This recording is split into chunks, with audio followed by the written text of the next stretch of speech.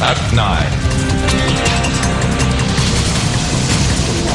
Now, it's a great day for all Sri Lankans world over. Sri Lankan-born bassist Hussein Jeffrey is now officially a Grammy winner. The honour was bestowed upon Jeffrey, who is part of the brass legend Herb Alpert and wife Lanny Hall's quintet, when the group won the Best Pop Instrumental Album Award for their album Steppin' Out at this year's Grammy Awards, which concluded this morning. Now, early in the day, program director of Yes FM, Bramsi Kasim, caught up with Jeffrey. This is a great achievement because the nominations were like Bonnie James for The Beat, Earl Klugh, handpicked Dave Koz, Jeff Lober and Herb Alpert. How did this all come about? Well, you know, we were just working on an album of music. It was not Grammys, was not something we were shooting for. We just, you know, this is our band, the quintet with the cantos Mike Shapiro. And were you part of all the songs in this album? Anything that has bass on it, I played on. And it's a beautiful record. It's kind of all over the map, you know, because some songs are sort of jazz standards, some are a couple of originals with a backbeat and a groove, some are ballads. So you probably can download it on iTunes. I think it's available on iTunes. So, Hussein, any plans? You said that you're having an Asian tour. Any plans of coming to Sri Lanka? Of course, I hope you will. You know, we're going to Japan in May, I believe. But no plans. You know, I would love to come to Sri Lanka and play. And we're always looking for an excuse to come and play. So this might be a good time.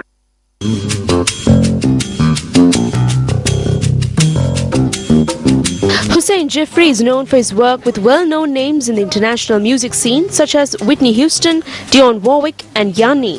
He graduated from the Musicians Institute in California in 1989, and while playing random ensembles, it was his sheer talent that brought many worthwhile offers to this dedicated bassist. A body of a murdered man was discovered in a waterway in Athidia, Mount Lavinia. The body was found in a waterway along Carpetmouth in Athidia.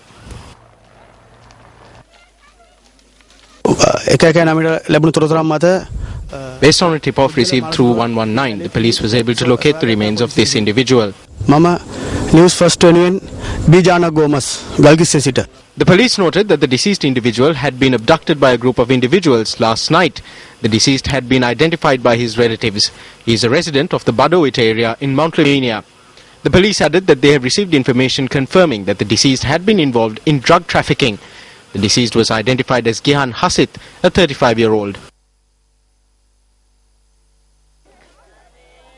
At around 9:30 last night, a group of individuals came and took him. I asked them who they were. I got no response from them. They said that I will receive a message the next morning on my son. The body was transferred to the Kalubola Teaching Hospital after the magisterial inquest was carried out. The police say that investigations are still underway to arrest the suspect who raped a foreigner in Hikkaduwa. The story has also attracted the attention of international media. Now, a resolution that a group from the Northern Provincial Council too should attend the United Nations Human Rights Council session in Geneva was adopted by the Northern Provincial Council today. The resolution was put forward by a Northern Provincial Councillor, Anandi Shashidran. 16 resolutions were adopted at the 5th session of the Northern Provincial Council today, including a resolution pledging support to programs undertaken by the international community to protect human rights. Anandi Shashidran also put forward a resolution that the Northern Provincial Council should conduct a separate survey as data collected by the government on persons who died or went missing during the war could not be trusted. Instead of the illegitimate statistics compiled by the government, the Provincial Council should intervene and compile a new report. I propose that while this report should be compiled considering the real situation and should be compiled under international supervision, it should also be submitted to the international community. The Tamil National Alliance also put forward a resolution today in the Northern Provincial Council to construct a memorial at the Vellamulli Vaikal in remembrance of those who were killed in the north during the war. In our history, if there's a place where a large number of people died at the same time, then that is the Vellamulli Vaikal. They are our family members. They are our family members. It is imperative that we construct a common memorial to remember them. In 2005, a memorial was constructed in Mullaitivu, and the names of those who died in the tsunami were listed there. This will be useful to our future generations. Thereby, it is necessary that a similar memorial be erected in Vellamulli Vaikal. I propose that a suitable location should be found in the area for such a memorial. Opposition councillors voiced their opposition to some of the proposals.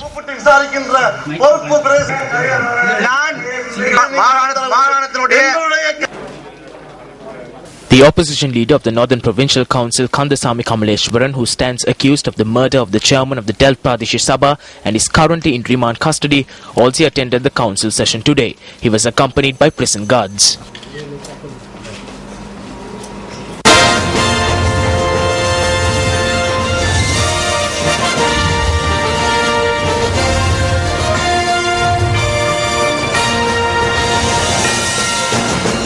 Now, with the elections for the 2014 Western and Southern Provincial Councils drawing closer, momentum is building up on the campaign stage. Let's take a look at some of the views expressed on the election stage yesterday. It is amusing when you consider the people who say that this government is destroying the country through vice and say that they should topple the government to establish a moral society. They pose as the gods of morality. You know that although they appear as the gods of morality today, they are actually the fathers of vice. It is amusing to see Wickramasinghe and Mangala making such statements.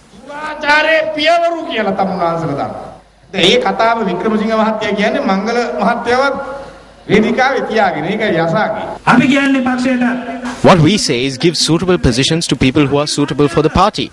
Bring back Bakir and the Muslim leaders. Bring back Rukman Senanayaka. Give Sajid Premadasa the suitable position in order to have unity in the party. Give Ranjit Madhuma Bandara a suitable position. My brothers, these thieves are thieving in this way because as the UNP, we are not carrying out our duty.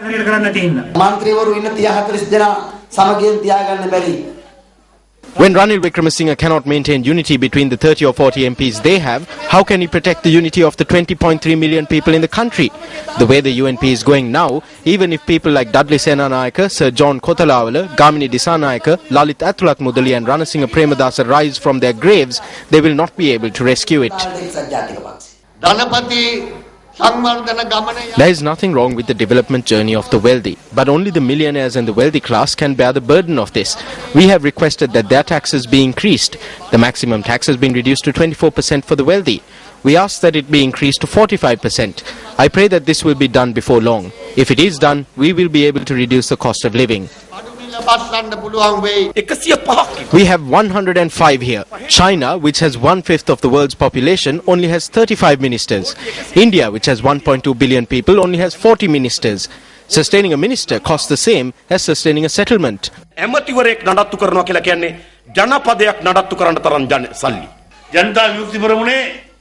The JVP does not have lads to put up their posters anymore. There is no one to entrust the putting up of posters to anymore. Their mechanism has collapsed to such a level. I believe that the UPFA will remain in government for another 40 years.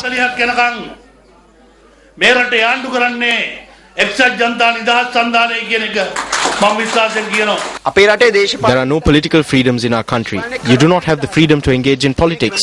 Therefore, this system must change. It is apparent that there are a few people who have the spine to change the system. Some people may be inside their homes listening to this. They want to join in. Whenever we go from house to house, they say, we will vote for you, but we cannot come out.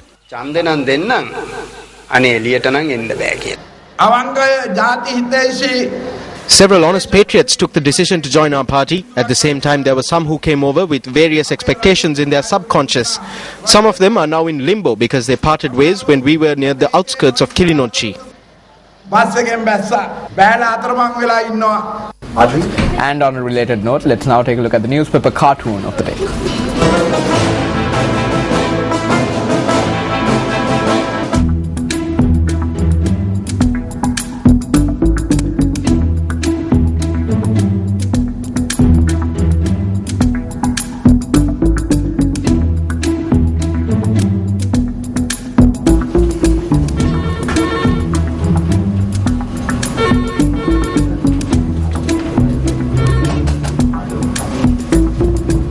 Deputy Minister of Finance, Senior Minister Dr. Sarath Amunugama says that if Sri Lanka is to become an export-oriented economy, customs operations should be quote-unquote super efficient.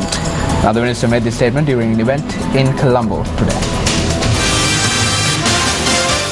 Senior Minister Dr. Sarath Amunugama was the chief guest at an event held at the Customs Department today to celebrate International Customs Day. If we are trying to be an export-oriented economy, it is very important that the customs organizations be super efficient. We have to do our very best to make our products competitive. So the bureaucracy, whether it is in the Trade Department, or whether it is the customs, or whether it is the banking system, all those must work at 100% efficiency if Sri Lanka is to become competitive as a manufacturing country. You're watching News at 9. On to more local stories. Now the Korean corner at the public library in Colombo was declared open today.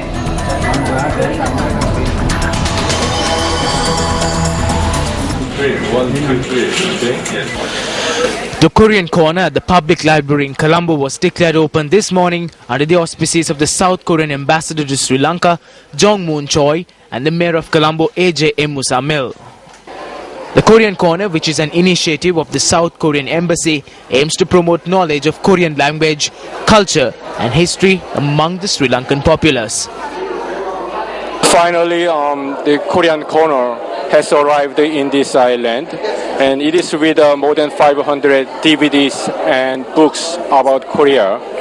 And it cost initially it cost $50,000 but we will increase the contribution to the Colombo Public Library. And I hope it will serve as a mini cultural center, meeting the growing demand for the Korean, the information about Korea. And we will eventually have a full-fledged cultural center in this island. Well, during an event held in Lunugambera today, UNP parliamentarian Sajid Premadas leveled several allegations against the government. වර්තමාන ආණ්ඩුව බොහොම ප්‍රබල ආණ්ඩුවක්. The current government is formidable.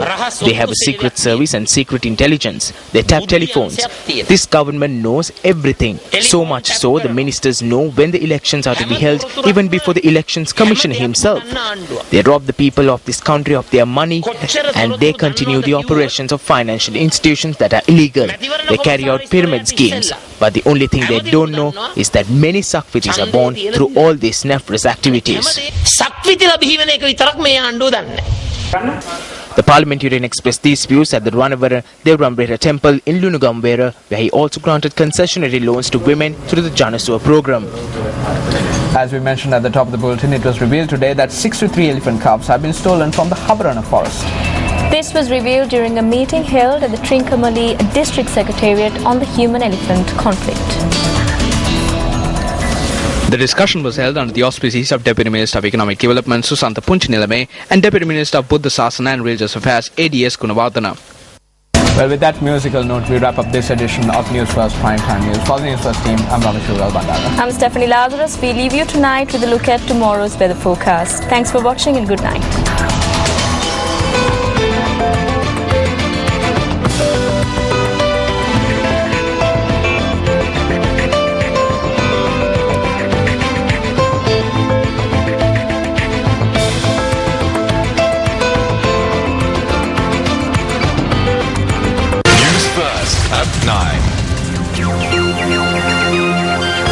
Hotline 0114 896 896.